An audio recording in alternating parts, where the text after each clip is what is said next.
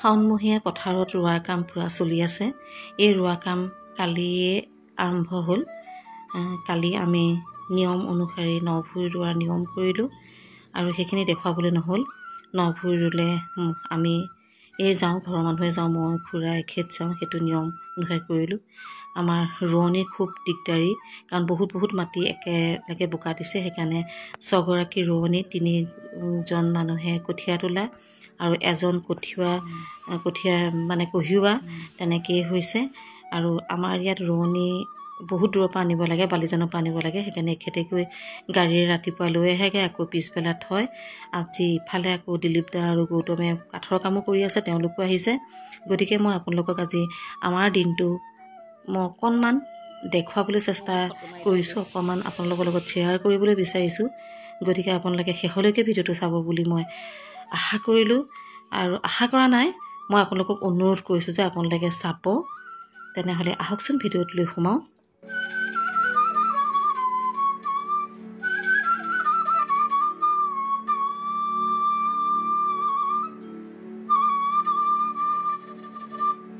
আজি যিহেতু মাটি দাইল বনাম বুলি ভাবিছিলোঁ, সেইকাৰণে আগৰাতিয়ে মই তিয়াই থৈছিলোঁ আগদিনাখনেই। আৰু মই মাটি দাইল এনেকৈ ধুওঁ, এনেকৈ ধুলে মানে পানী কমকৈ লাগে। আৰু এয়া মই দালিয়া বনাইছোঁ। আৰু প্ৰত্যেকৰে আমাৰ ঘৰত খোৱাৰ ধৰণবোৰ বেলেগ বেলেগ। মায়ে খুৰীয়ে দালিয়া খায়, তাৰপাছত পথাৰলৈ হালোৱা আছে, হালোৱাকো ভাত দিব লাগিব, চাহ দিব লাগিব। সেইকাৰণে চবৰে ভাগে ভাগে মই জলপান, চাহ, ৰুটি এইবোৰৰ কাৰণে প্ৰস্তুত কৰিবলৈ মই পাকঘৰত সোমালোঁ। আৰু আপোনালোকে চাই যাব ভিডিঅ'টো। এয়া চাহ,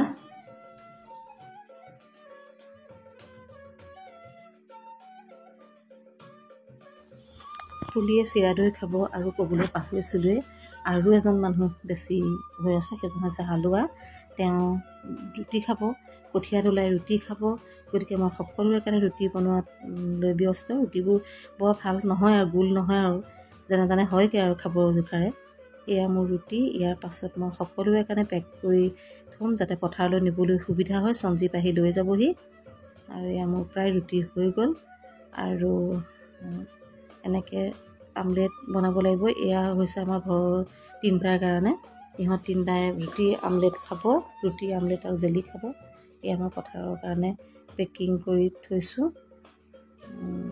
এয়া পেক হৈ গ'ল। এয়া বিস্কুট, তামোল, চাহ, এয়া জলপান, চব মুঠতে ৰেডি। এতিয়া সঞ্জীৱ আহি লৈ গ'লেই হৈ যাব। চাহৰ লগত খাবলৈ পকা মিঠৈ আছিলে, তাকো দি দিছোঁ। ৰাতি ভগাই মেলি খাব, আৰু কম আছে যদিও। তেনেকৈ গৰম পানী, ঠাণ্ডা পানী, চাহ চব ৰেডি। এতিয়া সঞ্জীৱ ৰৈয়ে আছে নিবলৈ। এয়া চামুচ দুখন দিবলৈ পাহৰিছিলোঁ মা আৰু খুৰাৰ জলপানত, এয়াও মই দি দিলোঁ। বছ, এতিয়া মই এয়া দিলীপ দাহঁতে ইয়াত কাম কৰি আছে। এয়া কাম কৰি আছে, পূৰা লাগি আছে দিলীপ দাহঁত। আজি কেইবাদিনো ধৰি কাম কৰি আছে। গতিকে এইকেইদিন আমাৰ ঘৰত মানুহ প্ৰায় 20-21জনমান হ'ব ঘৰে ঘৰে ভাত খোৱা। আজিও বিৰাটেই গৰম, ইমানেই গৰম মানে ভাবিব নোৱাৰা গৰম। সেইকাৰণে নয়নে আহি ফেনখন চলাই দিছে। তাতে পথাৰলৈ মাজে মাজে নেমু পানী দিব লাগে, ঠাণ্ডা পানী, নেমু পানী এইবোৰো যোগান দিব লগা হৈছে। মই দিলীপ দাহঁতকো চাহকণ লগতে দি মেলি আজৰি হ'লোঁ, কাৰণ ইয়াৰ পাছত ইহঁতে ৰুটি খোৱাৰ পাছত মই ভাতৰ যোগাৰ কৰিব লাগিব। এয়া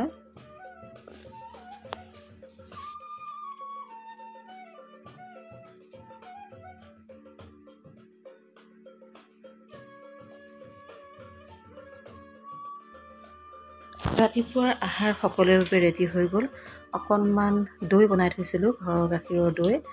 সেয়াও মই এনেকৈ উলিয়াই দিছোঁ, কাৰণ ইহঁতে ৰাতিপুৱা অকণ দৈ খাই ভাল পায়। সেয়ে এনেকৈ দিছোঁ।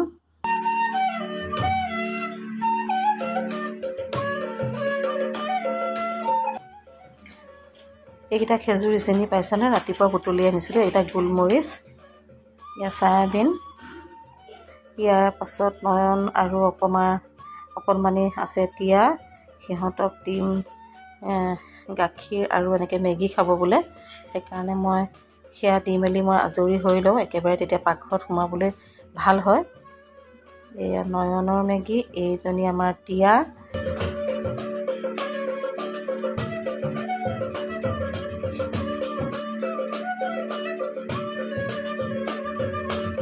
চয়াবিন, আলু, ৰঙালাও ভাজি ৰেডি হৈ গ'ল। ইফালে মাটি দাইল পূৰা ৰেডি হৈ গ'ল। এয়া অলপ অলপকৈ সকলোৰে বাবে ভাত দাইল এনেকৈ ভগোৱাৰ কাম আৰম্ভ কৰিছোঁ, কাৰণ বহুত বেছি যিহেতু। তেনেকুৱাতে গম পালোঁ বোলে এজন আলহী আহিব আজি, আৰু বেছি সময় নৰয়। এতিয়া মোৰ লাগি গ'ল চিন্তা, মই কি খুৱাম। সেইকাৰণে সেই ভাত সাজকে অকণ বিশেষ ৰূপ দিবলৈ মই চেষ্টা কৰিলোঁ। কেইটামান কুন্দুলি ভাজিলোঁ আৰু অকণমান মগু দাইল বনালোঁ বিলাহী দি। তাৰপাছত এয়া লগে লগে মই বাকীবিলাকৰ কাৰণে ভাত ভৰাই গৈছোঁ। মই প্ৰায় 12জন মানুহৰ ভাত ভৰাই দিলোঁ। এয়া চাওক, আৰু এতিয়া মই আলহীৰ চিন্তা কৰিব লাগিব, কাৰণ আলহী বেছি সময় নৰয়। এয়া কুন্দুলি অকণ ভাজিলোঁ আৰু কেইটামান বুট মগু এনেকৈ পিঁয়াজ দি নিমখ দি পকৰি ভাজিলোঁ, আৰু অকণ ভাবিলোঁ তেওঁলোকক আচাৰো দিছোঁ। বাহিৰৰ লেঠাটো মৰিলে বহুত মৰা নিচিনা হয়, আৰু আলহীও বেছি সময় নৰয়, সেইকাৰণে মই সেইটোতো গুৰুত্ব দিব লাগিব। আৰু এয়া মই এনেকৈ ৰেডি কৰিলোঁ, পাত, গিলাচ, নিমখ, জলকীয়া, তামোল, পাণ, পানী, গিলাচ এনেকৈ দি দিছোঁ, যাতে কাপোৰে বান্ধি লৈ যাব পাৰিব। নেমু টেঙা এনেকৈ চব ৰেডি কৰি দিলোঁ। আলহীৰ বাবে অকণমান কৰিলোঁ আলু, ধনিয়া, পিঁয়াজ, জলকীয়া দি পিটিকা, অকণমান খৰিচা, মাছ, জলকীয়া, নিমখ তেল দি পিঁয়াজ দি পিটিকা, আৰু তাৰ মাজতে দিলীপ দা আৰু গৌতমক মই ভাত দি ল'লোঁ। এনেকৈ পেলাই ভাত তেওঁলোকে খালে। তাৰপাছত এয়া পূৰা ৰেডি হৈ গ'ল। এইখিনি আচাৰ আছিলে, আচাৰো দিলোঁ। এইখিনি ভিতৰৰ ভাত মই বাঢ়ি থৈ দিছোঁ, যাতে উলিয়াই লৈ যাব পাৰে, আহিলেই উলিয়াই দিব পাৰোঁ। মানে হালোৱাজনৰ কাৰণে ভাত আছে, আৰু মা আৰু খুৰাৰ ভাত। মা আৰু খুৰাই সদায় ভাতৰ লগত দৈ খায়, এয়া ঘৰত বনোৱা দৈ। দৈকণ খুব ধুনীয়া হয় আমাৰ। এনেকুৱা এয়া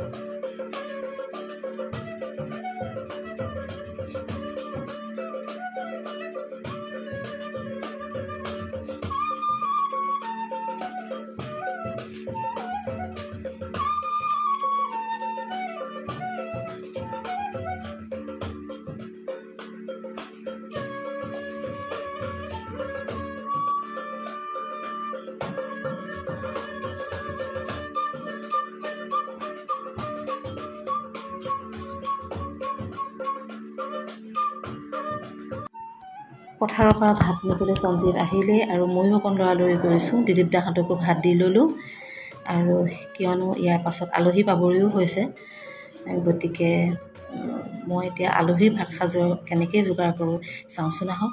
মই এটা ডিমো সিজাই দিলোঁ। এয়া মই আলহীৰ ভাত মই ধুনীয়াকৈ সজাই দিছোঁ। তেওঁৰ পাতত আছে আলু পিটিকা, এয়া ভাত, আলু পিটিকা আৰু খৰিচা আৰু মাছৰ পিটিকা, আমৰ আচাৰ, কালি মাছ আছিলে তাকো অকণমান ভাজি দিলোঁ, কুন্দুলি ভাজি আৰু মাছৰ কণী আছিলে তাকো অকণমান ভাজি দিলোঁ।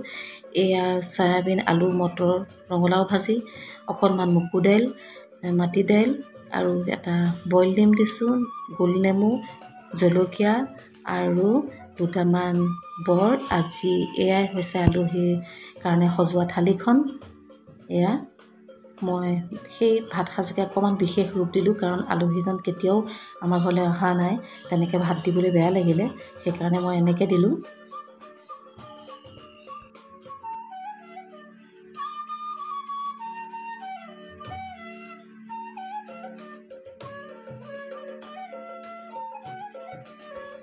আলহীয়ে ভাত খোৱাৰ পাছতহে আমাৰ মা, খুৰা আৰু এখেতে ভাত খালে। গোটেইখন লেতেৰা, মানে ইমানেই বেছি লেতেৰা, অৱস্থা নাই। বাচন ধুই পাকঘৰ মানে গোটেই অৱস্থা নাই, আৰু সেইখিনি মই চাফা কৰাত লাগিলোঁ। লগতে মাহঁতকো মই বাহিৰত ভাত দি দিলোঁ, যাতে ময়ো আজৰি হওঁ, তেওঁলোকো আজৰি হৈ যায়। মা, খুৰা এখেতে ভাত খালে, ল'ৰাকেইটাইও ভাত খালে। এতিয়া পটাপট মই পাকঘৰখন চাফা কৰি ল'লোঁ।